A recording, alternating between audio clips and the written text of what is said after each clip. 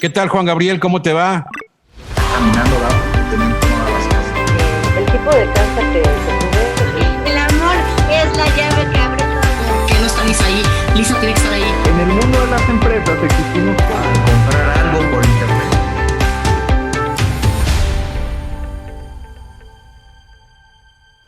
Bien, muy a gusto y muy contento de Me da saludarte mucho gusto. y de ver la entrevista, de ver todo tu proyecto y tu trabajo de tantos años en la radio. De verdad, me da tanto gusto, César. Lo recuerdo desde hace mucho tiempo. En la mañanita, a las 7 de la mañana, creo que era tu programa, si no mal recuerdo. A las 7 de la madrugada comenzaba aquel programa que estás diciendo. Sí, si estoy bien, era un nombre de un pajarito, ¿no?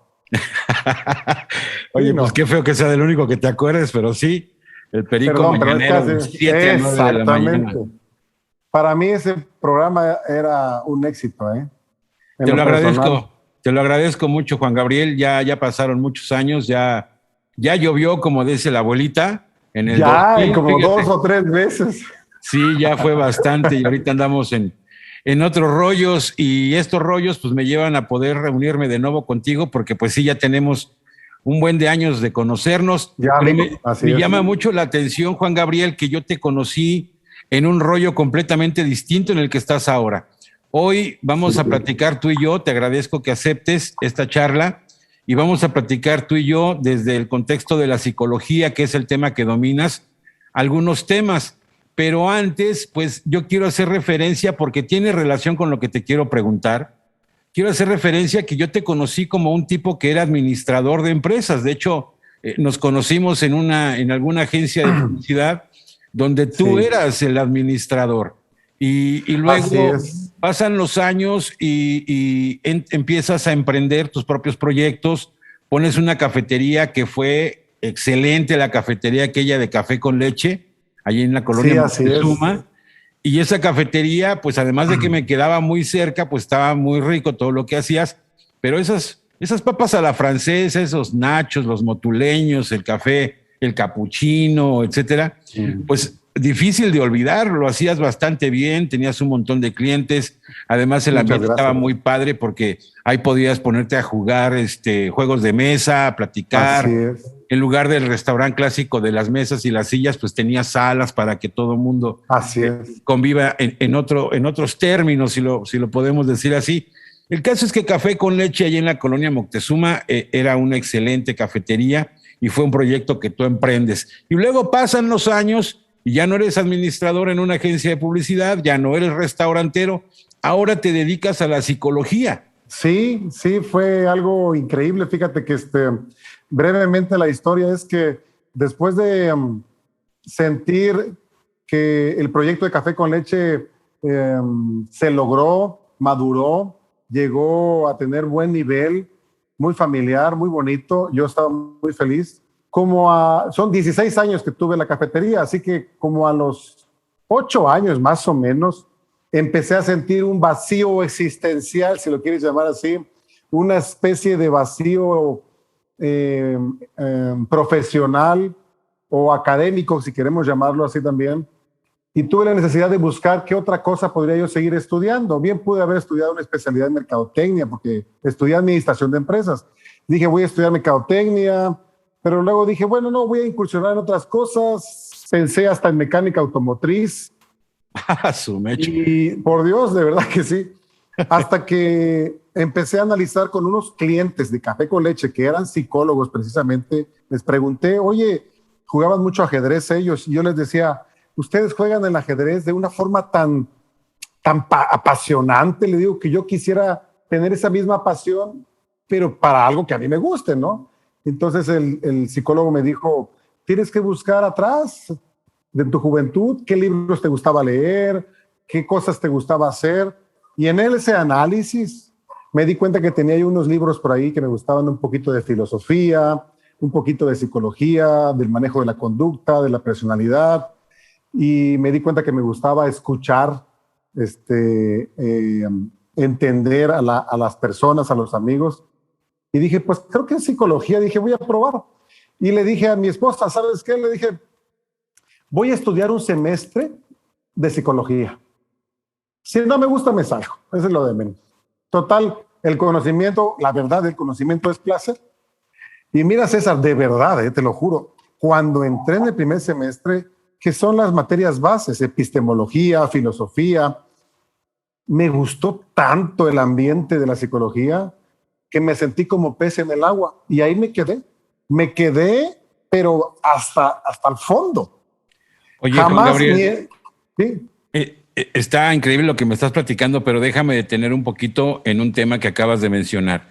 Cuando Sí, tú dime. le dices a tu esposa, oye, fíjate que yo soy administrador, tengo una cafetería, la cafetería le va muy bien, y le dices de repente, ¿qué crees que ahora quiero estudiar psicología? Aquí entre nos, ¿cuál fue la primera respuesta de tu mujer? No, la verdad es que no fue mala. Mi esposa agarró las maletas y me dijo, bueno, no es cierto, no, definitivamente me dijo, mira, lo que te haga feliz, lo importante es que hagas lo que te emocione, lo que te mueva, lo que te apasione. Ella me apoyó muchísimo. La verdad es que es mi primer porra, te puedo decir, no, la verdad. Y eso fíjate que eso fue parte fundamental en parte de la carrera, en algunas decisiones, ¿no? Y ella me ayudó mucho en esa parte al final. Y sí, no me dijo, al contrario, me dijo, felicidades, si quieres te ayudo, me dice, con tus tareas o algo, pero le dije, no, le dije, esto lo tenemos que hacer, lo tengo que hacer yo solo. ¿A qué se dedica tu esposa? La carrera, ella es ingeniero industrial, pero tiene una tortería. Nada que ver, ¿verdad? Pero vende tortas. Ahora entiendo por qué te comprendió. No, sí, le gusta padrísimo. mucho el negocio.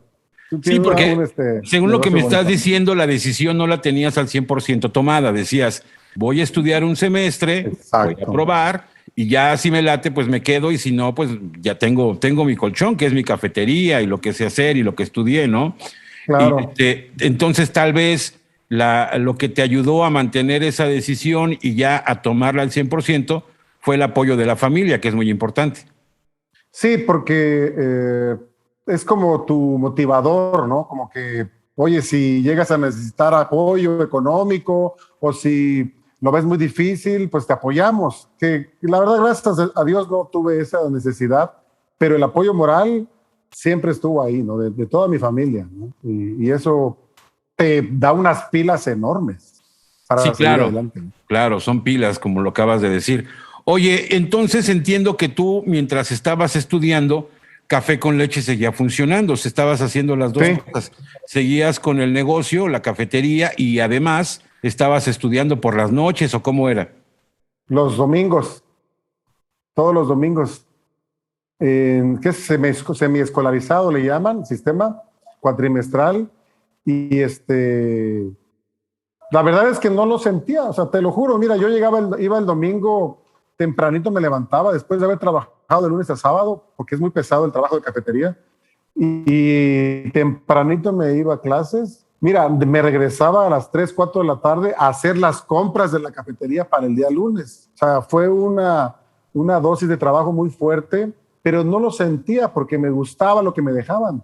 Había momentos en la carrera en donde me dejaban investigación y terminaba yo a la 1 de la mañana, por decir, hacer la tarea, y 2, 3 de la mañana mi mente seguía pensando en las neuronas, en la anatomía, y me levantaba a las 2 de la mañana a volver a leer mis libros, a checar, a analizar, esto por qué, de dónde viene esta palabra, etcétera. O sea, la pasión era tan grande que a veces me levantaba a las 3 de la mañana porque me surgió una duda en la noche sobre cómo funciona una neurona o cómo funciona el carácter, cómo funciona el temperamento, y me levantaba a leer. O sea, era algo tan apasionante que no sentía yo, no me daba cuenta de lo que hacía, a veces del esfuerzo que hacía.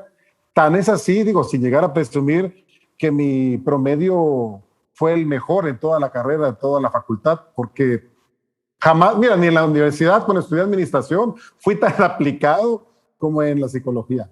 Haz de cuenta que me gradué por mención honorífica, que fue algo para mí de tanto orgullo, porque eso yo no lo pude saborear en la universidad cuando estudié administración, porque pues era adolescente y andaba yo en la pachanga, que es la verdad, ¿no? Entonces, Fue un cambio académico enorme, la verdad.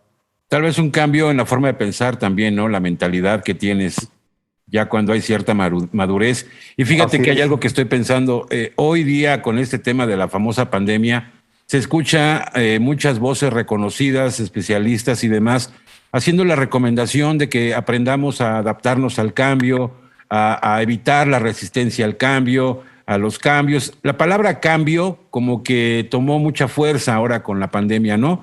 Por razones obvias, Sí. ¿no? La famosa nueva normalidad, que yo le digo nueva realidad. Como le quieras decir, todo es adaptarse al cambio. Y tú me estás hablando de algo que todavía supera, creo, la habilidad de adaptarte, ¿no? Porque la adaptación al cambio creo que es una de las primeras habilidades que deberíamos de dominar los seres humanos para ser felices o al menos para pasarnos la mejor. Pero ¿qué tal si no nada más te adaptas al cambio, sino generas el cambio, que fue tu caso, ¿no? Yo creo que lo que Sí. nos estás platicando inspira precisamente a que no nada más se trata de adaptarse a los cambios para estar mejor, sino que además, si hay algo que no te tiene a gusto, pues Muy entonces bien. tú generas el cambio y es lo que hiciste con tu vida. Ya estabas en alguna forma con esta frase famosísima y súper trillada de la zona de confort, donde mal no Ok. te iba, donde de alguna manera estabas cumpliendo tu propósito y demás, pero dices Sí. que sentías una especie de vacío. Entonces, Así es, completamente. sentiste la necesidad de generar tus propios cambios y es lo que hiciste.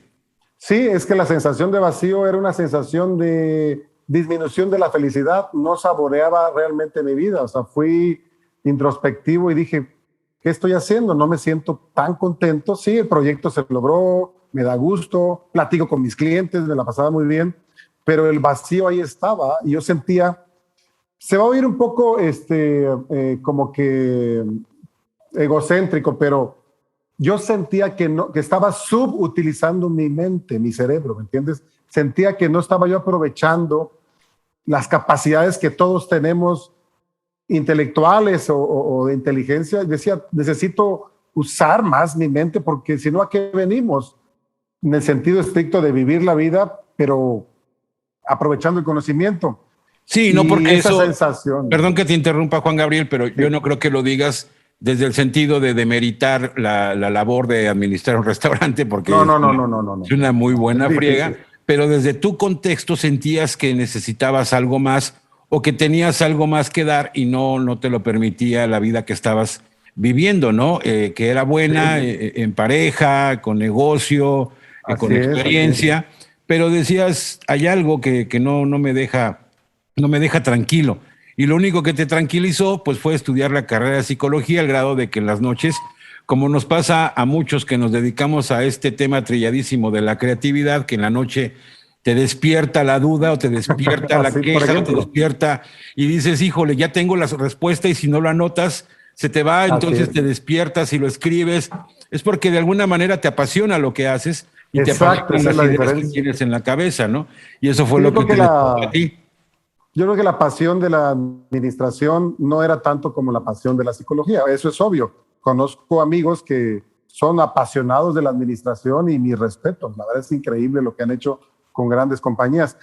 Pero en mi caso sentí que lo mío, pues era definitivamente el trabajo con la mente, con la salud, con el sector salud, fíjate, porque aparte de la psicología, cuando hice mi servicio social en un hospital, me encantó trabajar en un hospital, o sea, y a pesar de que el hospital, la verdad, es un hospital de gobierno, le costaba mucho mantener toda la parte que sufrimos, ¿no? En los hospitales públicos. Y aún así yo decía, me encanta trabajar acá, estoy feliz. Se acercaba el neurólogo, el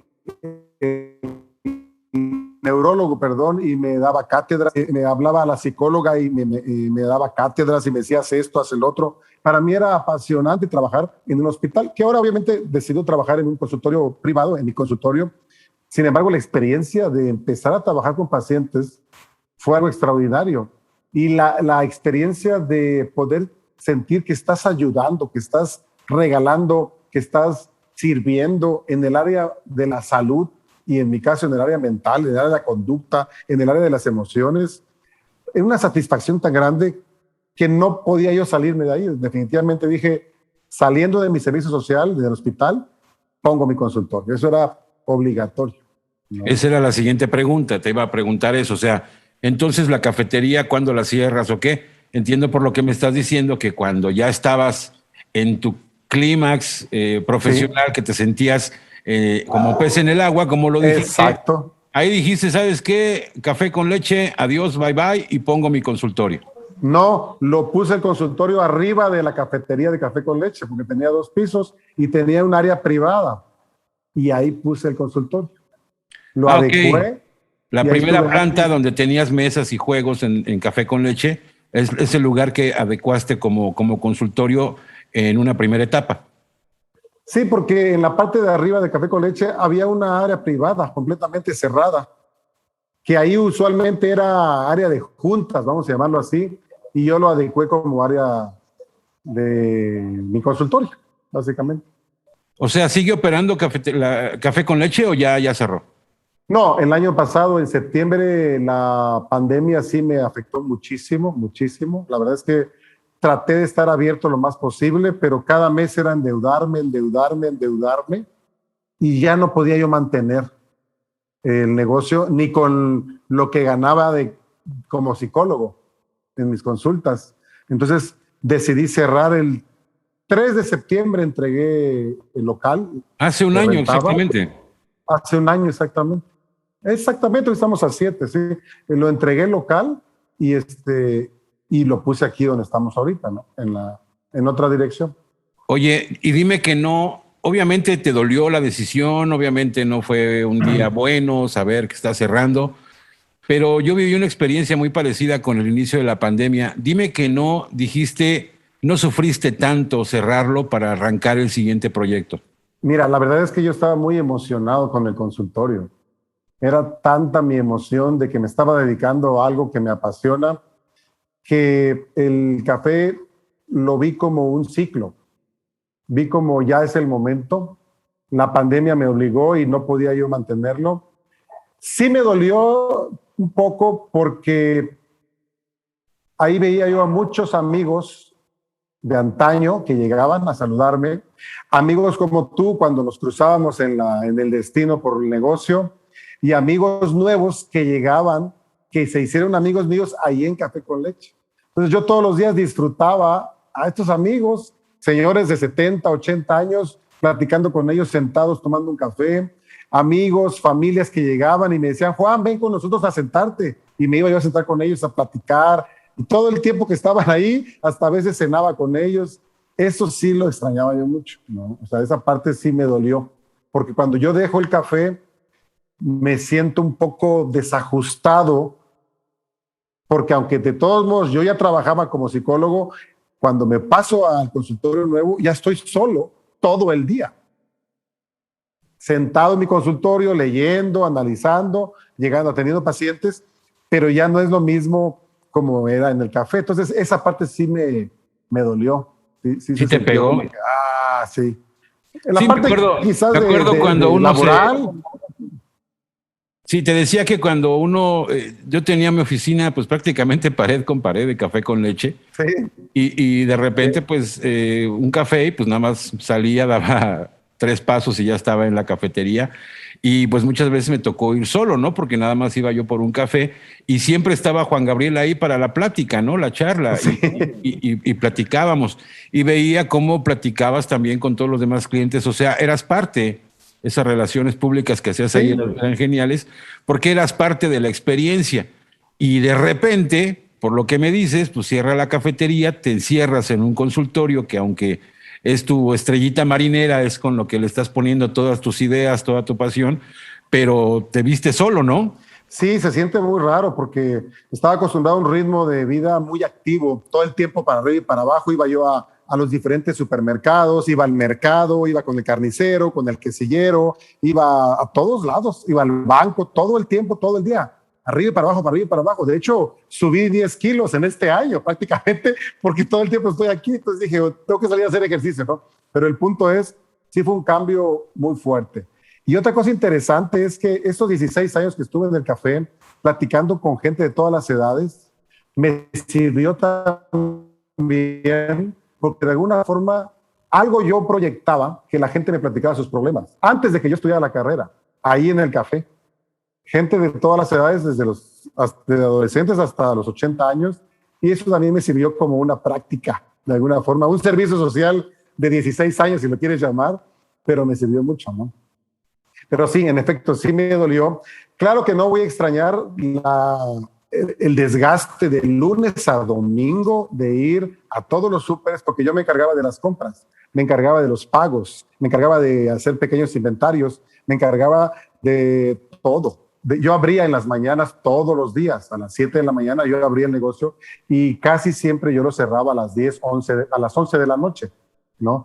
Entonces sí era desgastante. O sea, llegó un momento en que sí dije, tengo que cambiar. Yo le decía a mi esposa, mira, tiene que haber un momento en donde o pongo un gerente o definitivamente cambio mi estilo de vida, porque no me veo en un futuro trabajando así, ¿no? O sea, no lo percibía. Y como mi línea no era administración o negocios, no se me ocurrió decir voy a abrir una sucursal, pongo un gerente y que trabaje mis dividendos. La verdad es que no era mi emoción. Mi emoción más fuerte fue básicamente la psicología y ayudar en la consulta psicológica, ¿no? Genial, Juan Gabriel, la verdad es que está padrísimo lo que nos platicas, pero ya eres psicólogo, ya estás titulado, ya hiciste tu servicio social, ya tienes algún tiempo con tu consultorio. Y ayer platicando por teléfono me dijiste algo que me llamó la atención. Me dijiste, fíjate que sin buscarlo, de alguna manera, le estoy resultando un psicólogo muy atractivo para los jóvenes.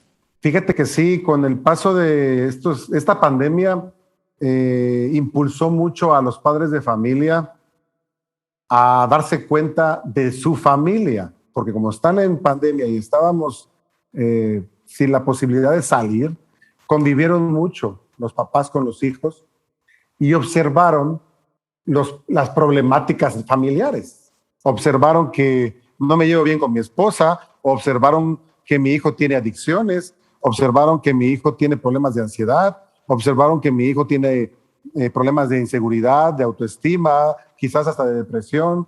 Y eso, el padre se preocupó tanto que comenzó a decir, bueno, ¿cómo lo resolvemos? No, pues vamos con el doctor, con el médico, y al final vamos con el psicólogo, ¿no? Y empezaron a llegar conmigo y yo empecé a tener muchas personas de diferentes edades, primero con crisis de ansiedad generalizada, con problemas de ansiedad, y después empezaron a llegarme adolescentes con muchos problemas de autoestima que originaban depresión o depresión originados por un pasado violento, quizás por divorcios, por violencia doméstica, por abuso sexual, por una serie de problemas tan fuertes que el paciente, el adolescente, no sabía cómo manejarlo, todas esas problemáticas que tenía, ¿no?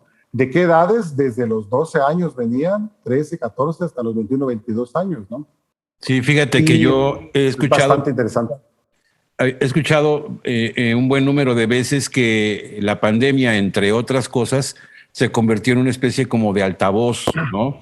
Porque la pandemia no generó el estrés o no generó este tipo de situaciones o fenómenos emocionales en la familia, sino que son problemas en muchas ocasiones, y corrígeme si estoy mal, que ya traías de antes, pero como no había confinamiento, pues de alguna manera liberabas esa presión al convivir en la escuela con los amigos, al convivir el papá con los cuates, la mamá con las amigas, con el desayuno, el gimnasio, el trabajo, la oficina. O sea, el ir y venir, el trajín de la familia, pues hacía que no se notara situaciones que ya traíamos. Sí, así es. Y cuando nos venimos a confinar de repente, nadie dijo nada, nadie dijo ahí les va, sino que de repente, de la noche a la mañana, vámonos todos a sus casas y a estudiar en casa y a trabajar en casa y a convivir con el hermano que nunca ha sido tu mejor amigo, pero es tu hermano, y ya estabas peleando con él o la familia. En mi caso es muy distinto porque yo lo que me he dedicado toda la vida, siempre he tenido oportunidad de trabajar desde casa. O sea, siempre lo he dicho. Muy bien. Yo estoy confinado desde el año 1999. O sea, aquí en la casa está el estudio, entonces sí salgo a trabajar y todo, pero siempre he tenido una computadora, cámaras y demás para hacer lo que hago desde casa. Entonces, En mi casa pues ya estaban acostumbrados a ver mi carota todo el día o al menos mucho tiempo del día, ¿no? Pero sí sé de familias donde el señor a las 7 de la mañana se levantaba, se bañaba, café y al trabajo y no lo veían hasta en la tarde a veces para comer o en otros casos hasta en la noche, ¿no?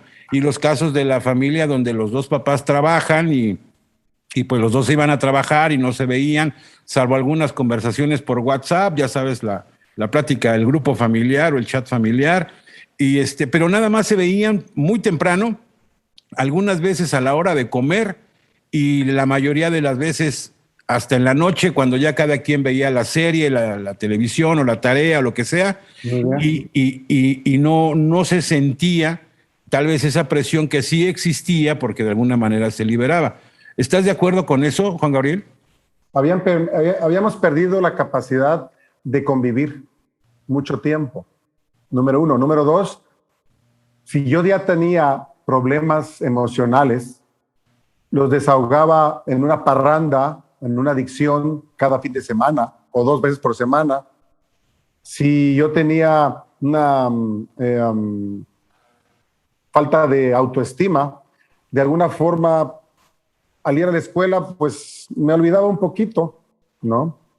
Porque tenía que me distrajera, de alguna forma me distraía el ambiente, la maestra, el maestro, o los amigos, o los pocos amigos que tuviera. Y sí, la pandemia lo que hizo fue potencializar lo que ya traíamos y en todos los sentidos, potencializó adicciones en jóvenes y en adultos, ¿no? Eso sí fue impresionante, el alcoholismo y las drogas lo potencializó. Y imagínate un muchacho que su única válvula de escape era salir con sus amigos, como tú dices, e ir al deporte, al gimnasio, o salir a las fiestas, al cine. Ya no lo tengo. Ya no voy ni a la escuela a socializar. Pues obviamente el encierro nos acaba, nos desespera. Y la mente, de verdad, la mente, César, no está acostumbrada a eso.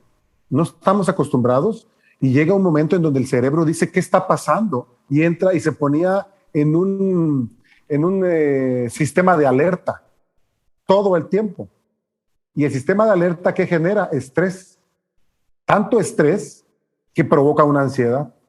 La ansiedad ¿de qué? De lo que estamos viviendo, o ansiedad de no sé qué también, como me decían algunos pacientes, es que no sé por qué tengo ansiedad, no sé a qué le tengo miedo, no sé qué me preocupa, ¿no?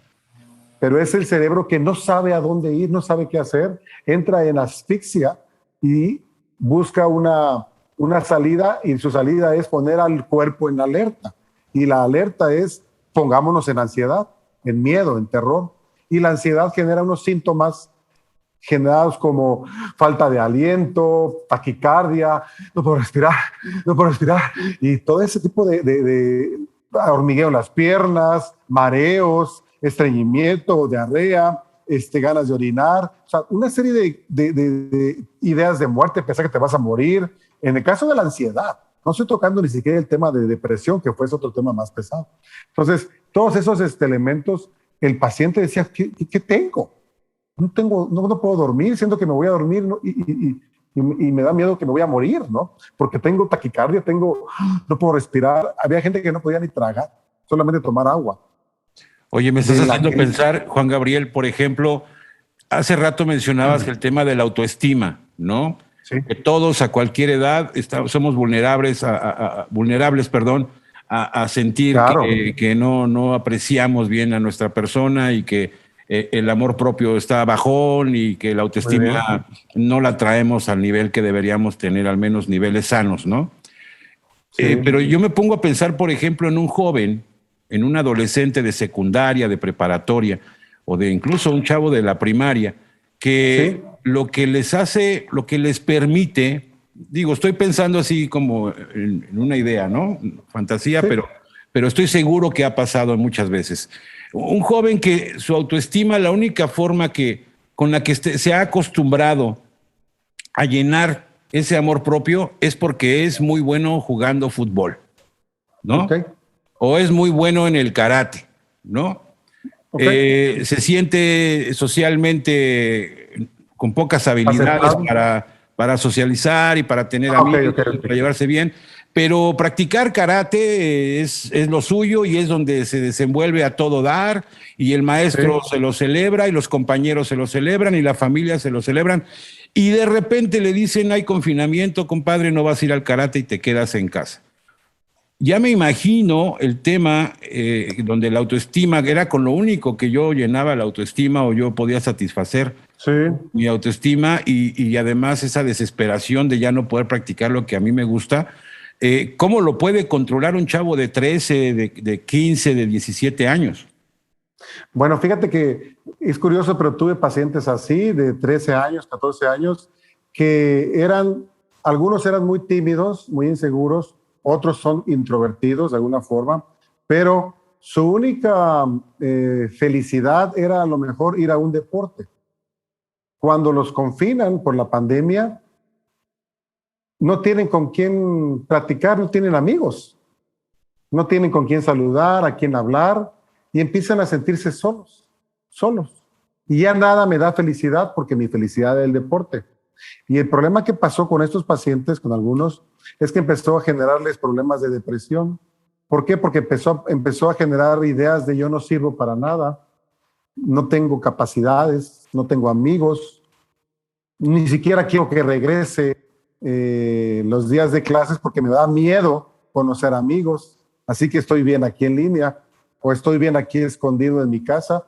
Pero el problema es que esa problemática, ese pensamiento de los muchachos o muchachas les empezó a generar depresión, porque la depresión les baja la serotonina, es decir, no tienen la capacidad de manejar sus emociones negativas, sus emociones tristes, porque empiezan a pensar que no tienen cualidades, que no tienen aptitudes, que no tienen habilidades, y empieza la mente con la tristeza, el dolor y el sentimiento de mi vida no tiene sentido. Y es delicado.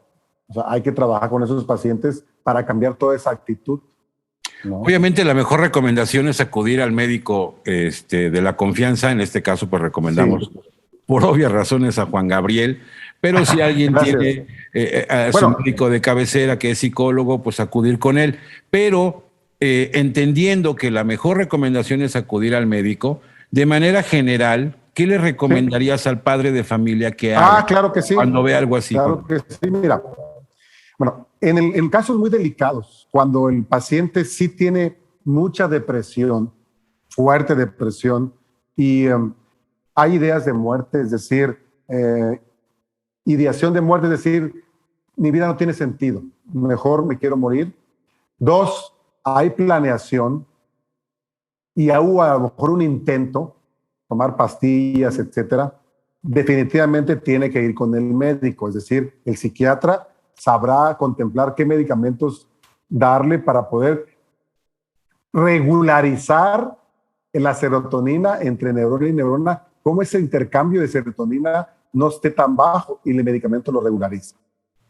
Ahora, si es otra recomendación que doy ya como psicólogo es, los padres de familia, número 1, tenemos que ayudar a nuestros hijos a no compararlos. Es la primera base que yo recomiendo. No los comparen ni con el primo, ni con el amigo, ni con el artista, ni con nadie, porque cada persona tiene sus propias cualidades.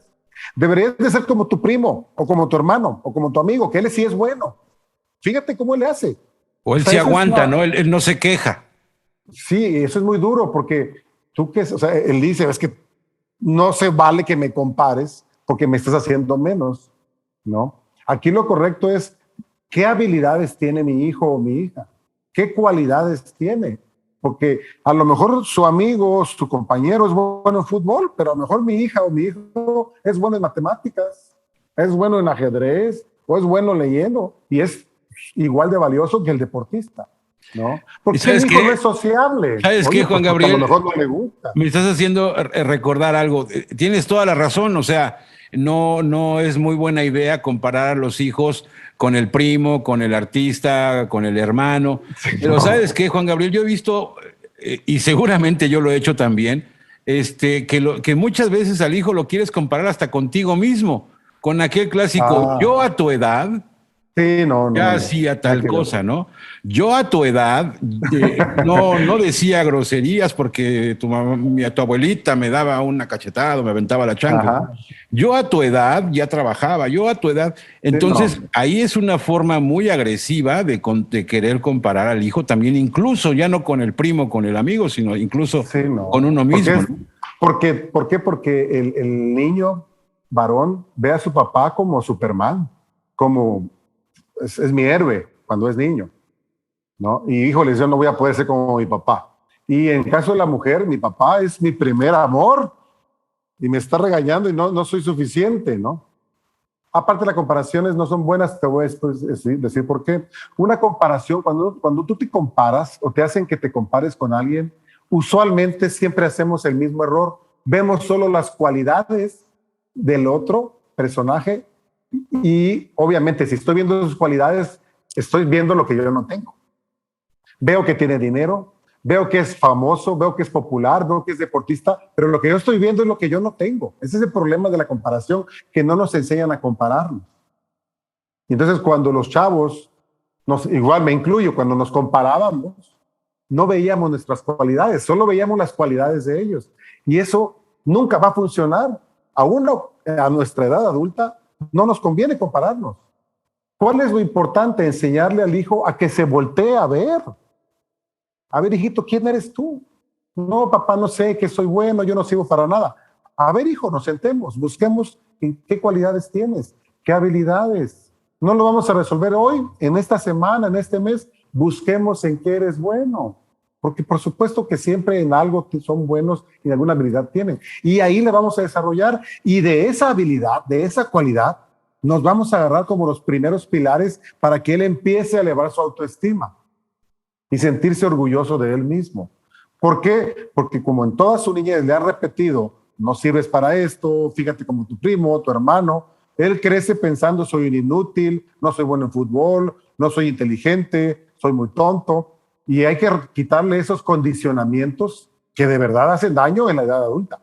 Entonces, desde el principio, nuestros hijos hay que hacer una lista. A ver, hijito, hagamos una lista de tus habilidades, tus cualidades, y qué, entre comillas, defectos tienes.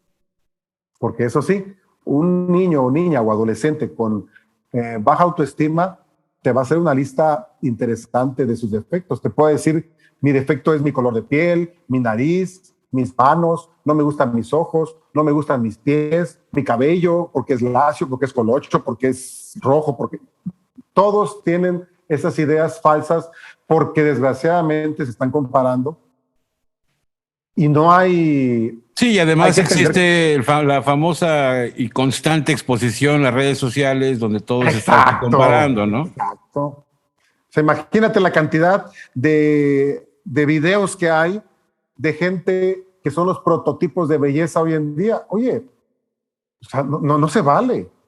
La belleza es proyección. No es tu nariz, tu oreja, no, es proyección. ¿Cómo te proyectas? Y tú vas a proyectar tu belleza si te sientes, si te respetas. ¿Qué tanto te respetas? ¿Qué tanto te admiras? Me admiro porque soy muy bueno en esta área específica académica.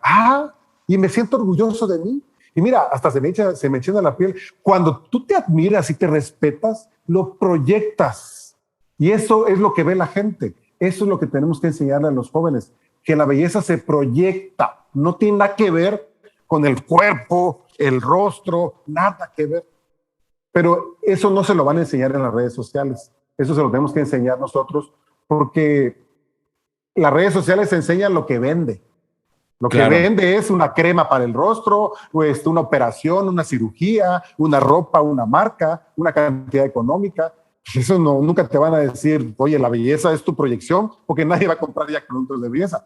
Entonces, uno tiene que enseñarle a los hijos cuál es la verdadera belleza, pero la belleza de proyección, de seguridad, de qué tanto te respetas, te quieres, te admiras. Pero para que yo me admire, tengo que hacer esa lista.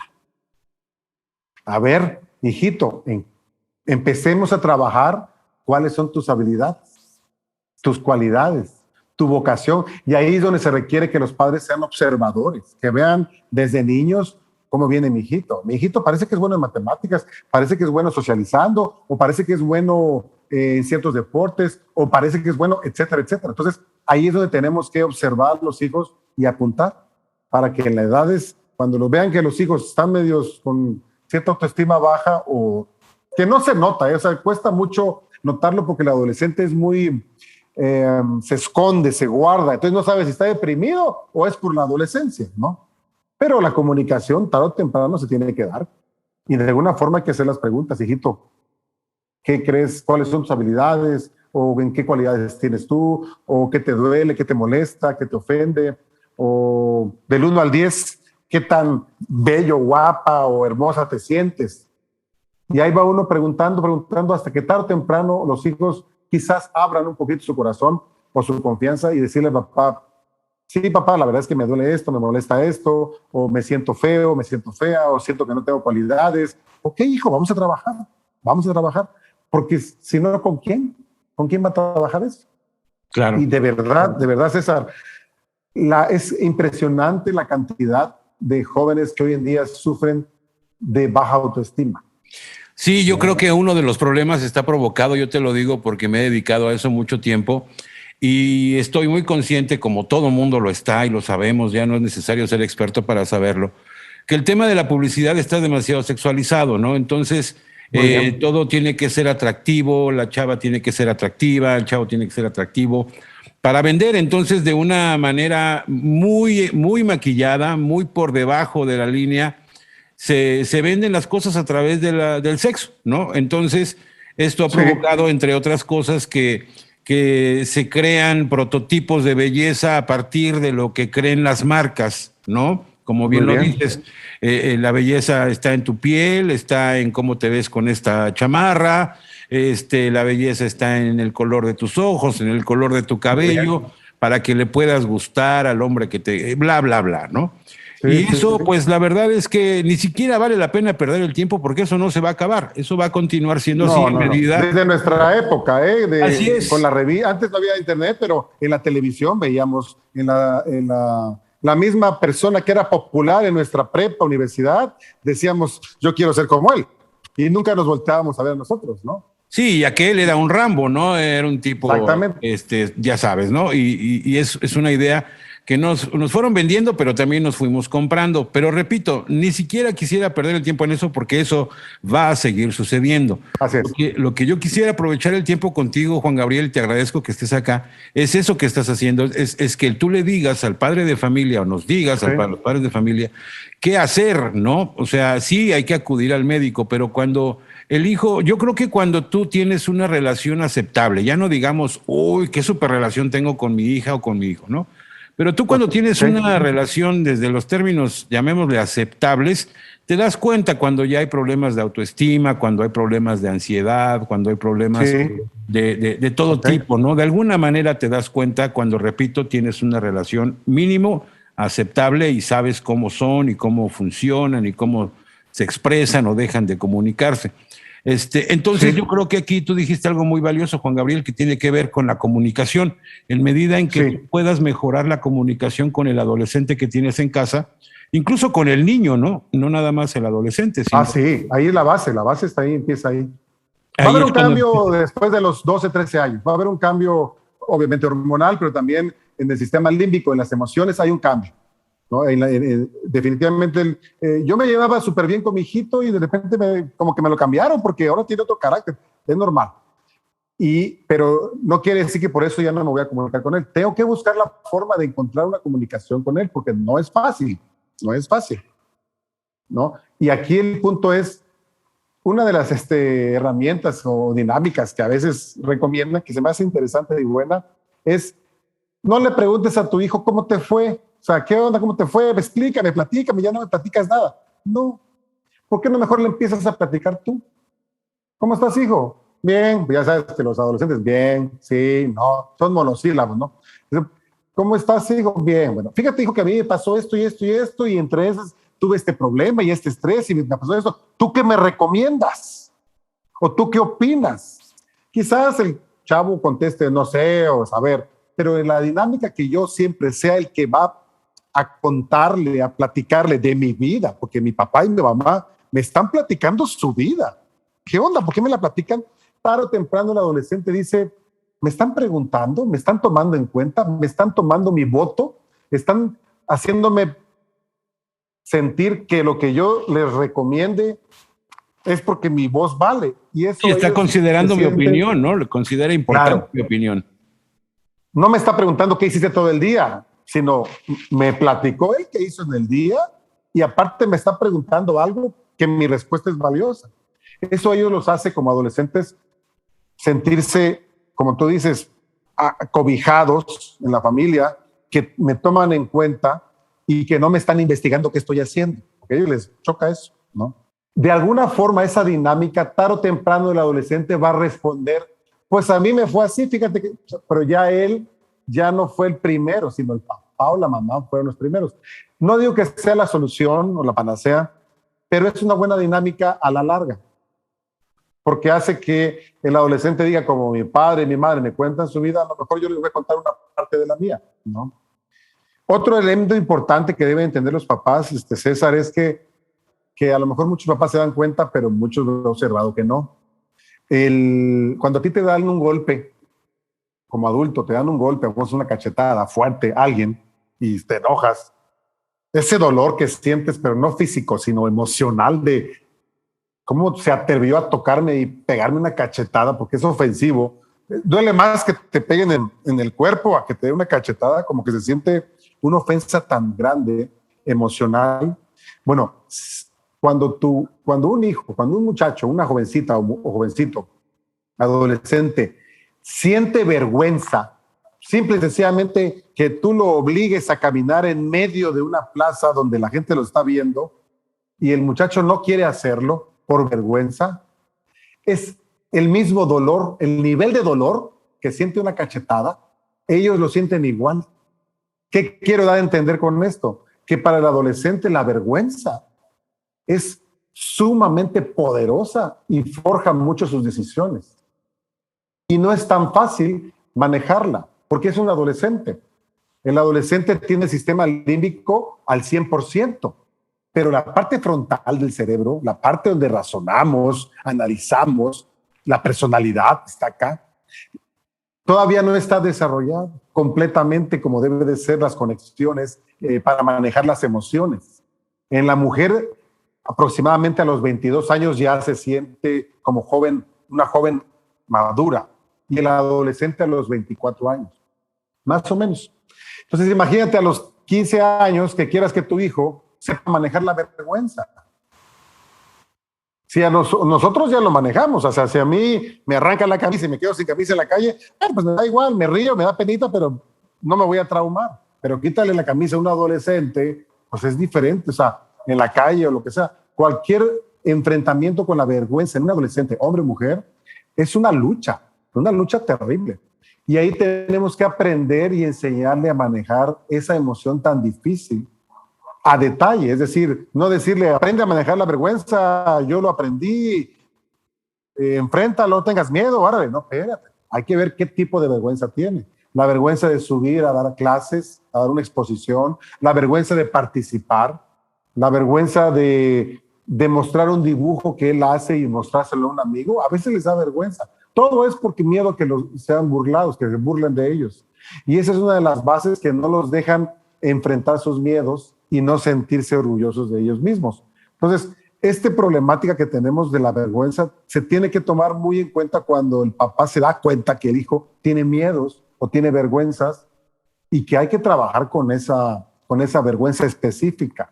No nada más lo haces porque lo haces, porque entonces va a provocar que el adolescente quizás tenga suerte y a lo mejor se anime y sí, papá, tenés razón, ya no me da problemas, pero puedes generarle una mayor fobia a la larga, porque a lo mejor le va peor, ¿no? O sea, yo siempre he pensado, Juan Gabriel, y corrígeme por favor si estoy mal, porque yo te voy a hablar desde mi creencia, por supuesto que no soy nada experto en el tema, pero yo siempre he creído que cuando tú pretendes citar a tu hijo con un psicólogo, no va a servir, o al menos no va a servir lo suficiente, si no eres tratado igual. O sea, si el psicólogo si el psicólogo atiende nada más al adolescente, yo creo que el resultado no va a ser tan bueno si también el papá va con el psicólogo, porque el papá finalmente es el que genera lo que tú acabas de decir, ¿no? ¿Cómo es que te va a dar pena si ya lo sabes hacer, si ayer lo hiciste bien y ahora, y lo obligan, ¿no? O el clásico regaño frente a los amigos, y te me metes ahorita en este momento. Son prácticas muy del año del caldo, pero que creo que todavía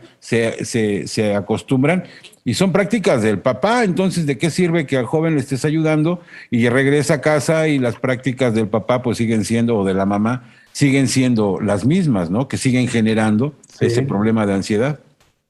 O pegarle enfrente de la gente. Bueno, ni pegarle siquiera, pero el punto es, esta problemática que tenemos con el muchacho, definitivamente cuando viene un paciente adolescente, se tiene que trabajar con el papá o la mamá o con el que esté viviendo. O sea, si yo noto que el muchacho, su autoestima es baja porque hay violencia familiar, porque el papá es alcohólico, porque el papá pega a la mamá, o porque el papá está ausente, o porque la mamá es muy brava y les grita y no les da amor, bueno, oye, hay una razón de fondo.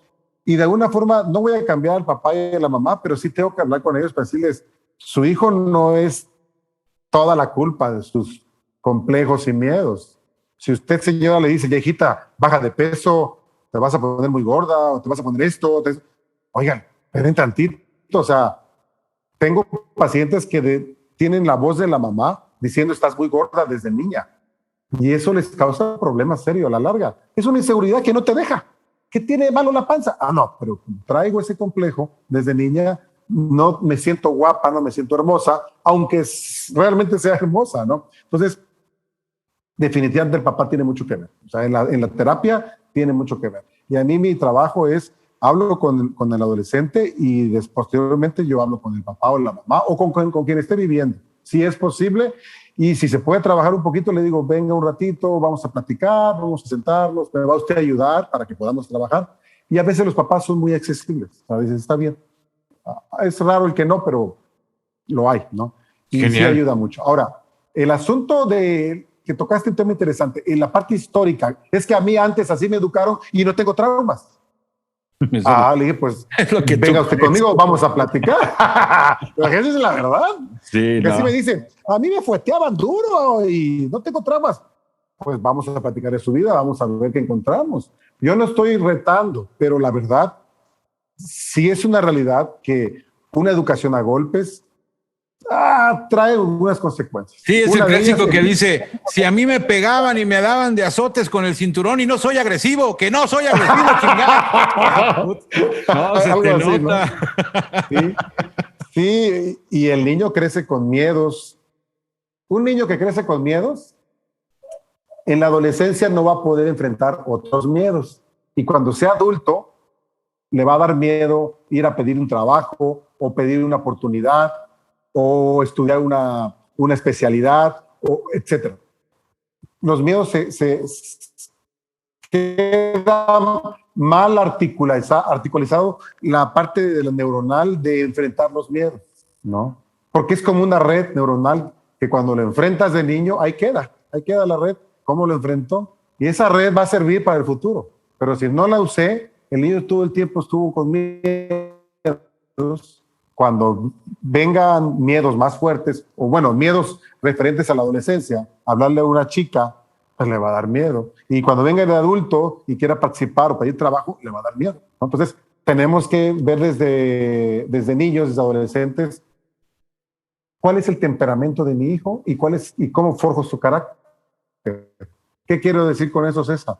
La personalidad que tenemos hoy es gracias al temperamento y al carácter que tenemos. El temperamento es con lo que nacemos. Nacimos extrovertidos o nacimos introvertidos.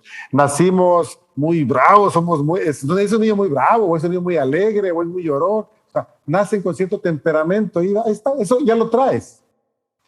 Pero como te va en la feria, te va a forjar tu carácter. ¿Cómo te va en la feria? Como te eduquen. Como te eduquen no solo en tu familia, como te eduquen de la primaria. Tus amigos o los buleadores de ahora, ¿no? O en la secundaria o en la prepa. No pude enfrentar a los buleadores de la primaria, secundaria, prepa, o me sentí menos, tengo pacientes que se sentían horrorosos, monstruos. Llegaron a crear cómics de monstruos porque se sentían monstruos ellos. Ese es el detalle. O sea, llegan a pensar que son horrorosos, a tener ideas de muerte ya desde los 12, 13 años, porque se sienten feos, se sienten menos. Ellos no enfrentaron eso, pero como no tenían con quién comunicarlo en la familia, pasaron solos. No se enteró el papá ni la mamá nunca de la problemática que vivía su hijo o su hija en la primaria, secundaria y prepa. Así que así crecen, con esos miedos y complejos. Y de verdad, los van a proyectar en la vida adulta, ¿no? Sí, dicen que la infancia es destino, ¿no? Sí. Otro tema interesante es precisamente todas estas problemáticas de miedos complejos. Y ahorita que está tan de moda la marihuana, van a fumar marihuana a los 14, 15 años. Ya no se diga el alcohol, ¿verdad? Alcoholismo, problemáticas de fumar la piedra, el crack o la cocaína que hay. Y mira, es una cosa impresionante la cantidad de jóvenes con problemas de adicciones fumando todos los días marihuana, tomando licor 2, 3 veces a la semana desde los 14, 15 años, ¿no? Desde antes a veces, ¿no, Juan Gabriel?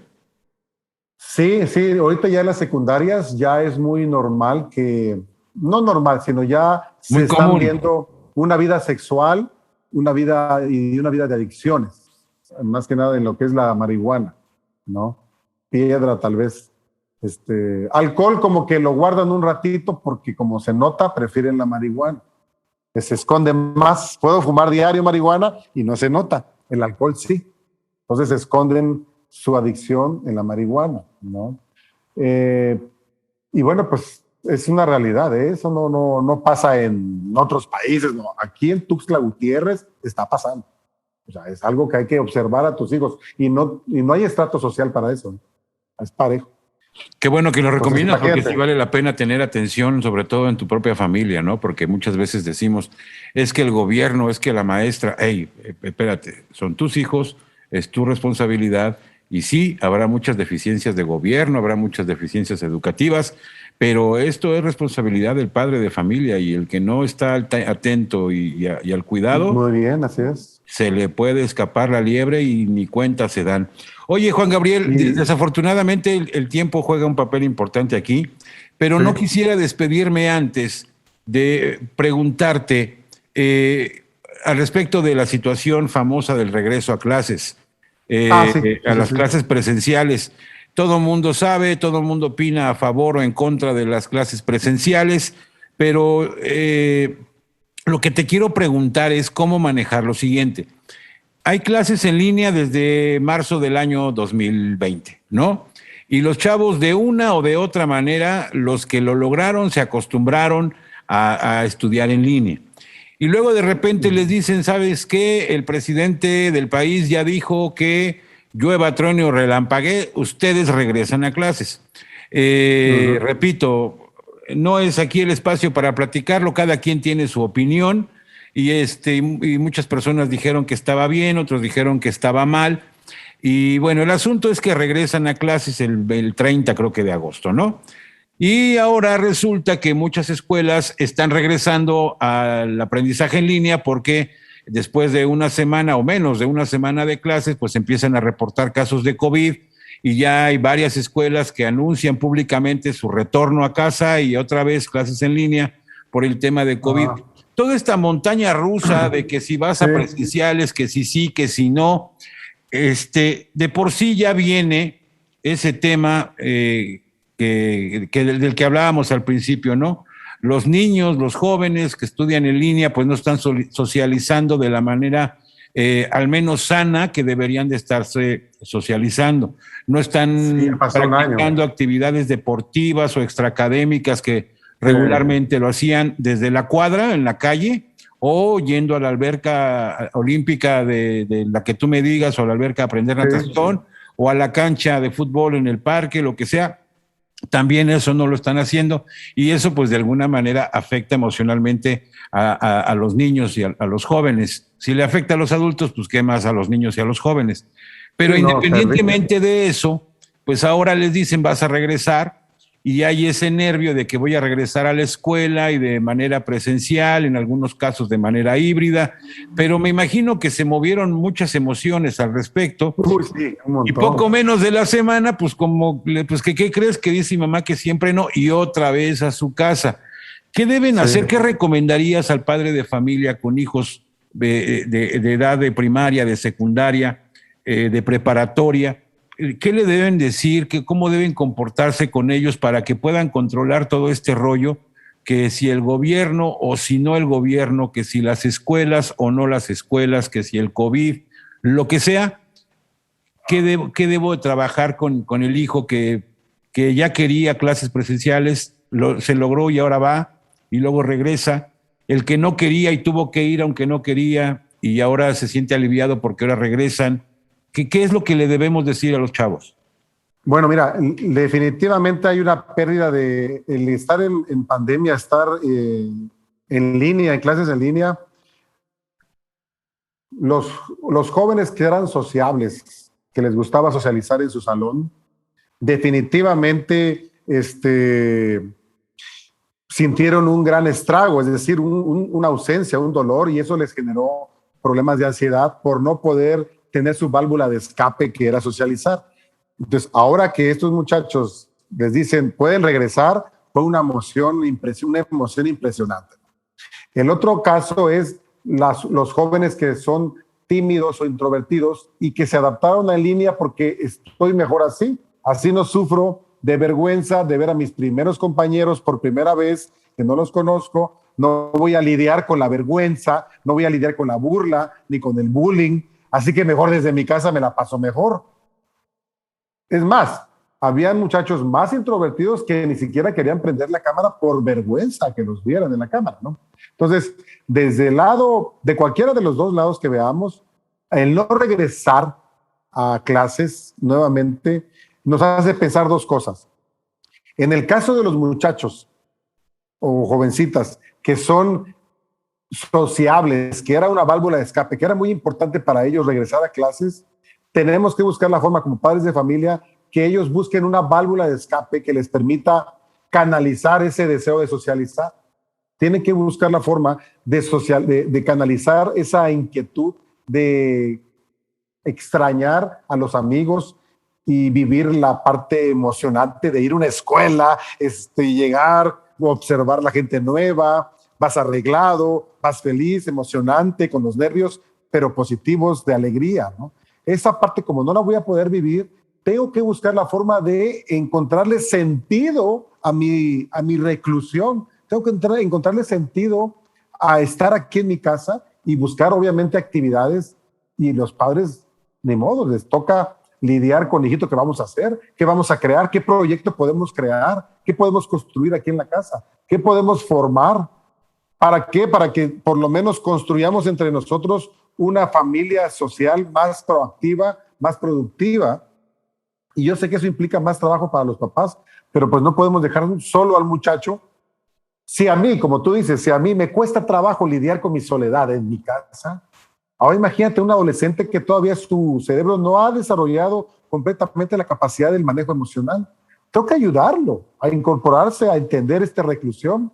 Y si mi hijo está muy emocionado y regresa bravo, hijito, bueno, ¿qué hacemos? ¿Qué proyectamos? ¿Qué trabajamos? ¿Qué inventamos? ¿Subamos videos juntos o aprendamos juntos, leamos juntos, construyamos juntos, hagamos deporte juntos? ¿Qué vamos a hacer? Porque tenemos que convivir nosotros, ¿no? Y ahorita pues a veces salen con algunos amiguitos. Ahora, el otro lado de la moneda, que es el lado del adolescente introvertido que está feliz de que no va a regresar, ahí sí necesitamos trabajar con el adolescente para prepararlo. Porque si ya me di cuenta que mi hijo es introvertido o tímido y le da miedo regresar a clases, lo tengo que preparar porque al final de cuentas se va a dar. Y qué mejor que ahorita que tengo el tiempo para decir, a ver, hijito, ¿cómo vamos a hacer para prepararte, para enfrentar el miedo, la vergüenza de entrar a un salón de clases y de conocer nuevas personas? Porque de verdad, César, la realidad es que hay muchos pacientitos que me dicen, mire, señor psicólogo, lo que más me preocupa es no sé cómo hacer amigos. No sé, por favor, enséñeme. Necesito que me enseñe a hacer amigos. Si un adolescente me lo está preguntando a mí como psicólogo, Por supuesto que un papá o una mamá también puede ayudarle a su hija. A ver, hija, te voy a enseñar a ser amigos para que cuando tú entres a clases, aunque sea una compañera o compañero tengas. Ahorita tenemos la magia de las redes sociales. Antes hacer amigos era llegar y, hola, ¿cómo te llamas? Mucho gusto. Ahora es sin ver, claro, compañeros en línea del salón. Y eso es un trabajo que hago con los pacientes. A ver, vamos a hablar con un amigo. Te dejo de tarea esto y esto, ¿no? Mi hija mayor me regaña porque le hablo por teléfono. Me dice, ¿para qué me hablas por teléfono si está el WhatsApp? ¡Ah, caray! Sí, no, se perdió esa magia, ¿no? Están tan metidos en el texting del WhatsApp que se les hace raro que alguien les hable por teléfono. Entonces, cuando no te contestan. Sí, ¿para qué me hablas por teléfono, papá? Si me puedes mandar WhatsApp. Y yo, wow, antes era completamente al revés, ¿no? Pero yo creo que también tiene mucho que ver. Pero por lo menos es un inicio.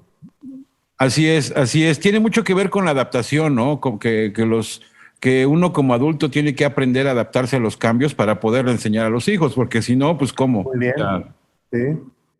Sí, mira, por ejemplo, ahorita lo que yo he observado en todos los adolescentes es que hay una mecánica de conocer gente por redes sociales, aunque sean de otro país, de otro estado, en Facebook o mandan mensajes en el Messenger, etcétera, y así empiezan a dialogar, a conocerse, y se hacen amigos. En algunos casos he visto hasta que se enamoran, ¿no? Y ni siquiera se han visto físicamente, nada más se mandan fotos, ¿no? Entonces, aquí el asunto es que el padre esté involucrado, porque también he tenido problemas de asuntos de gente involucrada que se aprovecha de esos adolescentes, ¿no? Que son pederastas o pedófilos, etcétera, ¿no? Pero el punto es que se le enseña al adolescente a prepararse, a incursionar en ¿por qué no le hablas a tu amigo que me dices que está en línea, que es de tu salón? Mándale un mensaje, pregúntale la tarea, empieza a comunicarte, no tengas miedo. O sea, vamos a buscar la forma de enfrentar esa vergüenza. No es que me va a decir, bueno, y ahí trabajamos con este tema. Vamos a ver cómo le hacemos, a ver qué le puedes hacer, qué le puedes decir, a qué te puedes atrever. Un mensaje nada más. Y empieza esa comunicación para que cuando ya tenga él la mecánica de ir enfrentando de manera gradual el enfrentamiento de ese miedo, cuando lo vuelva a hacer ya va a ser menos difícil. Es como las fobias. No es lo mismo enfrentar una fobia de manera presencial, de manera directa, a hacerlo sistemáticamente, poco a poco, ¿no? Vas probando poquito a poco, vas acercándote hasta enfrentar a tu peor miedo. En el caso, eso es algo similar. El adolescente tenemos que irlo acercando de manera sistemática, gradual, ir acercando y enfrentando. Se puede hacer una dinámica con el adolescente. A ver, imagínate que yo soy tu amigo. Párate, ¿qué me dirías? ¿Cómo le harías? O sea, son cosas que parecen absurdas, pero el simple hecho de decirle, a ver, párate, te enseño a bailar. ¿Cómo bailas? No, me da vergüenza. Párate. O párate y grita. O párate y camina enfrente de mí. ¿Qué vas a hacer? ¿Qué puedes hacer? Camina conmigo, a ver qué hacemos. Esa ayuda de padre y de madre, de ver, me acuerpo a ti para que tu vergüenza vaya al lado de mí, hace sentir que el adolescente empiece a enfrentar ese gorgoreo del estómago de vergüenza, pero en su casa, con su papá. Eso que sientes, hijo, esa vergüenza, esa pena, eso es lo que tenemos que manejar y manejar. Lo hagamos juntos. Y vamos buscando la dinámica adecuada para que cuando ya sea el momento, ahora sí, habla a un amigo, o invita a un amigo a la casa, o ve tú a la casa, para que el hijo se sienta acuerpado del que papá o la mamá lo está apoyando. Claro que no es fácil, yo no digo que ya en 3 días lo vamos a hacer. Si es un trabajo que viene el muchacho con complejos, con miedos desde hace 3 años, no lo vamos a resolver en 3 días. Pero bueno, si tenemos esa parte de jóvenes que les da miedo y terror regresar a clases presenciales, tenemos que ayudar. Y en el caso de los hiperactivos y sociales que se mueren por regresar a clases, bueno, pues ahí la ventaja, ahí lo que tenemos que hacer es trabajar con ellos para que no se consuman, no les dé ansiedad por la falta de actividad, ¿no? Ahí sí hay que buscar la manera, porque ni modo que los dejemos salir. No, también uno tiene que involucrarse con los hijos, ¿no? Claro. A ver, ya que vaya a todas las fiestas que quiera para que ahí se desahogue. Oye, no, tampoco es el caso. A ver, a lo mejor un deporte, sí, pero actividades con la familia o con un amigo, está bien. Pero no podemos deslindarnos de esa responsabilidad, ¿no? Porque si no, el muchacho que se muere por salir, por pachanguear o por ir a la escuela, porque es muy sociable y está encerrado en la casa, o se vuelve adicto a los videojuegos, que he tenido pacientes de 8 horas diarias, o se vuelve adicto al alcohol, a la marihuana, o pues empieza a salirse, empieza a esconderse, a salirse, a escabullirse, a ir a fiestas, reuniones, y no sale nada bueno. Pues, o sea, tiene uno que involucrarse con esa situación de ansiedad que va a sentir el muchacho porque no tiene la capacidad todavía de manejo, de razonamiento emocional, de manejar sus emociones como nosotros lo tenemos. Y no digo Cuando que todos nos lo va tengamos, bien, porque hay algunos adultos que no. exactamente. El tema de la imagínate inteligencia emocional no es muy. Exacto. Tienes toda la razón. Casos de adultos que tuve que con la ansiedad no supieron manejar su matrimonio, tuvieron que separarse. Casos de adultos que se elevó su nivel de alcoholismo. Eso es muy fuerte y real. Casos de adultos que se elevó su nivel de adicción a la cocaína, adultos. Y entonces también los adultos sufrimos de esa parte, ¿no? Ahora imagínate un adolescente. Entonces hay que incorporarse, no hay de otro. Oye, Juan Gabriel, ¿y qué, como psicólogo, qué me recomiendas a todos aquellos que estamos sufriendo de nostalgia porque extrañamos las papas a la francesa de café con leche? Híjoles, yo también las extraño mucho. También extraño los chilaquiles, los motuleños. Te agradezco muchísimo el tiempo y todo lo que nos estás diciendo, que es sumamente útil. Muchísimas gracias, Juan Gabriel. Si alguna persona está interesado en contactarte profesionalmente, ¿a dónde se pueden dirigir? ¿Cómo te buscan? Mi celular es 961-155-5422. ¿Y en tus redes sociales? Tengo mis redes sociales, es psicólogo Juan Gabriel Marín Castañón. Ahí está mi teléfono también y ahí está el Facebook. Juan Gabriel, psicólogo Juan Gabriel Marín Castañón. Y a la orden, ahí estamos para atenderlos. Y de verdad, César, no sabes cómo disfruté esta entrevista, la saboreé, más que mi plática contigo, con un amigo más grato todavía. Recordamos Gracias. Viejos tiempos y disfruté mucho hablar del tema que a mí me apasiona, pero bastante. La verdad es que gracias por darme esta oportunidad. Muchas gracias, César. Al contrario, gracias a ti. Y si te gustó, pues a ver si hacemos alguna otra de repente, ¿no? Hablamos de un tema del cual me quieras hablar. Por ejemplo, me llamó mucho la atención lo que dices, que pocas veces nos detenemos. No porque no lo vivamos en casa, no quiere decir que no exista. El tema de las adicciones en los jóvenes es un tema muy, muy, muy grave y me imagino que debe ser muy difícil para las familias que tienen que luchar contra esto. Pues tal vez tengas algunas palabras que puedan servirle a las personas que sientan que están sufriendo algo así. Y entonces, es un tema muy serio, es un tema bastante bueno, que si lo llegamos a tocar, vale la pena. Es un tema que está vinculado con el suicidio. Las adicciones han hecho a jóvenes, desgraciadamente, cometer el suicidio. Y es muy triste, pero es un tema muy serio que en su momento, sí, con todo gusto lo tocamos.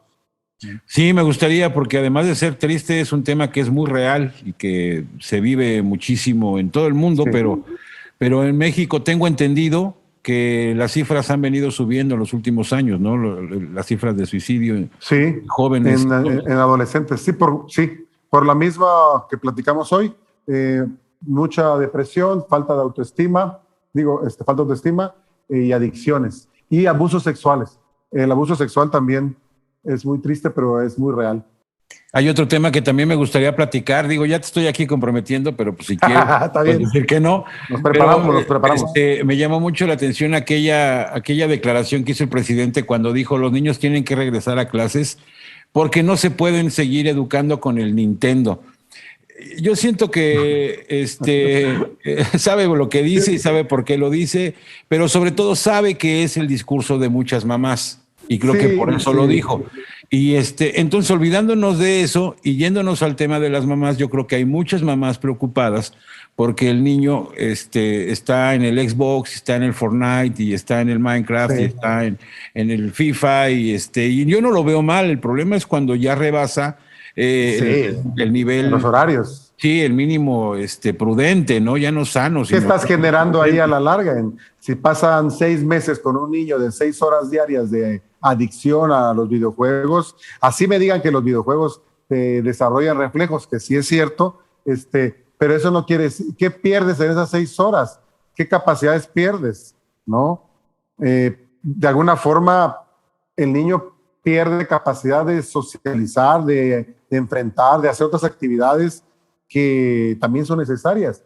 Y no podemos. Sí, pero como dicen por ahí, el veneno está en la dosis, ¿no? O sea, no. Exacto, así es, como no todo. Está como mal, todo. ni está bien. O sea, el problema son los extremos, ¿no? Ni puede Así venir es. todo para acá, ni todo para acá, sino encontrar el justo medio, ¿no? La medida que balancee una situación. Bueno, pues ahí como ese hay un montón de temas que podríamos platicar, Juan Gabriel, así Muy es buenos. que no te vas a poder librar tan fácil de nosotros, ahí te vamos a estar llamando. No, encantado. Que tengamos otra plática. ¿Te parece? Me va a dar mucho gusto, claro que sí, me va a dar mucho gusto. Yo estoy puesto y a la orden, amigo, a la orden, claro que sí. Muchísimas gracias. Al contrario, gracias a ti, Juan Gabriel, que estés muy bien. Vale, un abrazote. Caminando, tenemos que tomar las cosas. El tipo de cáncer que